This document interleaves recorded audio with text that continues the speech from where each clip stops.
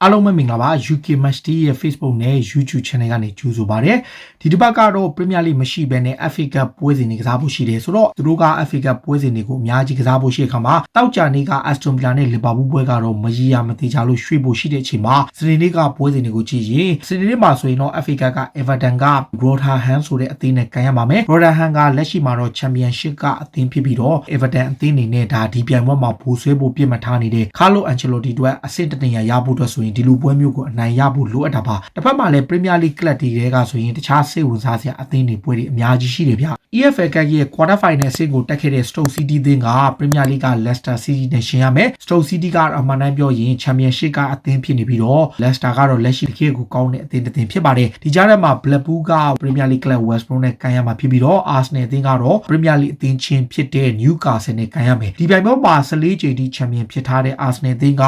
FA Cup ပြိုင်ပွဲအပြင် Newcastle ကိုတပတ်အတွင်းမှာပဲနှစ်ပွဲထိကန်ရဖို့ရှိတယ်ဒါ Arsenal ကဒီပထမပွဲဖြစ် FA Cup ကိုအင်ကွင်းမှာကန်မယ်ပြီးတာနဲ့ Premier League ပွဲလည်းကန်မယ်ဆိုတော့ဒါ Champion လည်းဖြစ်တဲ့ FA Cup မှာလည်းအောင်မြင်ဆုံးဖြစ်တဲ့ Arsenal အသင်းအတွက်နောက်ထပ်တစ်ချိန် Mikel Arteta ရဲ့အသင်းကရောအခြေအနေကောင်းနိုင်မလားဖို့ဆက်ပြီးစောင့်ကြည့်ရမှာပါတစ်ဖက်မှာလည်းဒီနေ့ FA Cup ပြိုင်ပွဲမှာဘူဆွဲဖို့ရေပန်းစားတဲ့အသင်းတစ်သင်းနဲ့မှလည်းပါတယ် Champion 12ချိန်ထိဖြစ်ခဲ့မှုတဲ့ Manchester United အသင်းက Championship က Watford နဲ့ကန်ရမယ်ပြီးခဲ့တဲ့နေ့က Watford ဟာတောင်တင်းတဲ့အသင်းဖြစ်ပေမဲ့တန်းဆင်သွားခဲ့ပြီဖြစ်လို့ဒါ Watford အသင်းကိုတော့ United ကအင်ကွင်းမှာလွယ်ကူကူအနိုင်ရနိုင်တာပါသူပြည့် Manchester United က12ချိန် Champion ဖြစ်ထားတဲ့ Louis van Gaal လက်ထက်2016ခုနှစ်နောက်ပိုင်းမှာသူတို့ဘူမဆွဲသေးဘူး2018မှာတော့သူတို့ Final ထိတက်ခဲ့ပြီးတော့ Chelsea ကိုရှုံးခဲ့ပေမဲ့လည်းဒီနေ့ရာသီ Social အတွက် League ဖလားမှာသူရှုံးလိုက်တဲ့အတွက်ဒီနေ့ FA Cup ဟာသူတို့အတွက်တကယ်ကိုအရေးပါတဲ့ပြိုင်ပွဲပါချိန်ထဲမှာပဲ Champion ဟောင်း Man City ကတော့ Birmingham City နဲ့ကန်ရမှာပါ Man City အနေနဲ့ပြီးခဲ့တဲ့ရက်ပိုင်းအတွင်းမှာအဓိက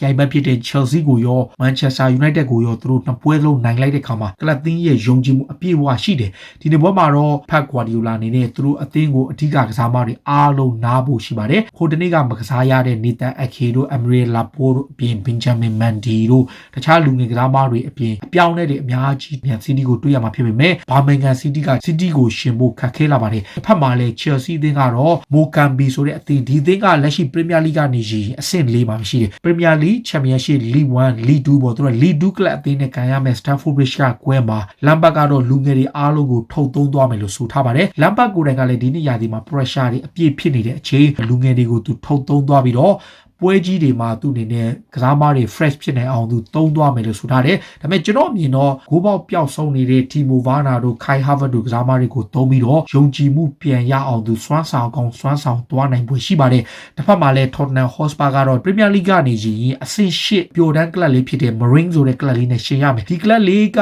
Tottenham နဲ့ကန်ဖို့အတွက်အရန်ကိုစိတ်လှုပ်ရှားနေတာသူတို့မဲခွဲတော့က Tottenham Hotspur က Premier League မှာအဆင့်၁လက်ရှိနေထားရ Spurs လိုအသင်းတီးတဲ့ Jose Mourinho ရဲ့အသင်းက League ဖလားပြန်ပွဲကိုလည်းဘူလူပွဲတက်ထားတဲ့အသင်းပြီးဒီအသင်းလေးနဲ့ရှင်ခံရမယ့်အတွက်အရန်ကိုစိတ်လှုပ်ရှားပေမဲ့ကန်ဆိုးစွာနဲ့ပဲကွင်းပိတ်ကျင်းပမှာဖြစ်တဲ့ကြောင့်ဒီပြည်သက်တွေတော်တော်ကိုစိတ်တကြနေတယ်သူတို့အနေနဲ့ဝင်ငွေတွေအများကြီးတိုးရမှာဖြစ်ပေမဲ့Tottenham နဲ့ကန်မဲ့ပွဲကိုအင်ကွင်းမှာပြည်သက်မပါပဲကန်ရမှာပါဆိုတော့ Liverpool နဲ့ Aston Villa ပွဲကတော့ Villa ရဲ့လေ့ကျင့်ကွင်းမှာရော Villa ဘက်မှာလည်းကိုဗစ်ကူးစက်ခံထားရသူတွေဖြစ်တဲ့အတွက်ကြောင့်သူတို့ရဲ့ပွဲစဉ်ကိုရွှေ့သွားဖို့တော်တော်ကိုအခြေအနေကောင်းနေသလို Wolverhampton နဲ့ Crystal Palace ကတော့အစိုးဆုံးပွဲဖြစ်တောက်ကြနေမှာကန်မယ်ဒီတစ်ပတ်အတွင်းမှာပဲကိုဗစ်ကြောင့်ဒီ Championship ကဒါဘီရဲ့ပွဲလေးရွှေ့သွားသလိုတခြားပွဲစဉ်အချို့လည်းရွှေ့ထားတယ် Southampton ရဲ့ပွဲလေးရွှေ့ထားတယ်ဒါကြောင့်ဒီတစ်ပတ်အတွင်းမှာကန်မဲ့ FA Cup ပွဲတွေဟာဗြိတိန်နိုင်ငံအတွင်းမှာကိုဗစ်ကာလကူးစက်ခံရမှုအများကြီးရှိတဲ့အတွက်ပွဲစဉ်တွေအချို့ကိုရွှေ့ထားတဲ့အခါမှာသူတို့အနေနဲ့အရန်ကိုသတိထားနေရတယ် FA ကတော့သူတို့ရဲ့ဒီပြိုင်ပွဲကိုပြီးခဲ့တဲ့နှစ်ကိုဗစ်ကြောင့်စီးပွားရေးတွေကျဆင်းပြီးတော့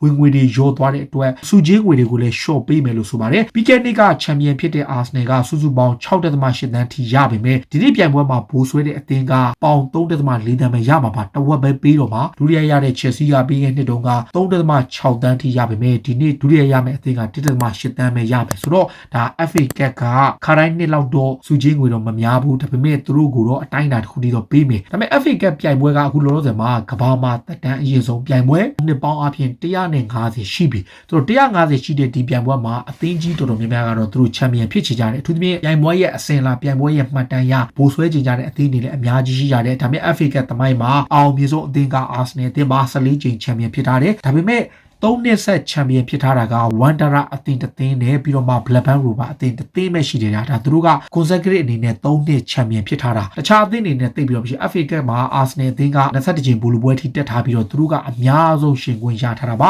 FA Cup မှာတော့ဘူဆွဲဖို့ရေပန်းစားဆုံးကမန်စီးတီးပါလီဗာပူးကဒုတိယရေပန်းစားဆုံးမန်ချက်စတာယူနိုက်တက်ကတတိယရေပန်းစားဆုံးနဲ့ချန်ပီယံဖြစ်နေတဲ့အာဆနယ်ကစတုတ်တာရေပန်းစားဆုံးပါဒါကတော့ FA Cup ပြိုင်ပွဲနဲ့စိတ်ဝင်စားစရာအကြောင်းတွေကိုတင်ဆက်ပေးတာပါကိုဗစ်ကြောင့်ပွဲစဉ်တွေအပြည့်စုံမကန်ရပါပဲ FA Cup ပြိုင်ပွဲကတော့ပြည်သက်စိတ်ဝင်စားစေရှိပါတယ်အားလုံးကိုကျေးဇူးတင်ပါတယ်ဗျ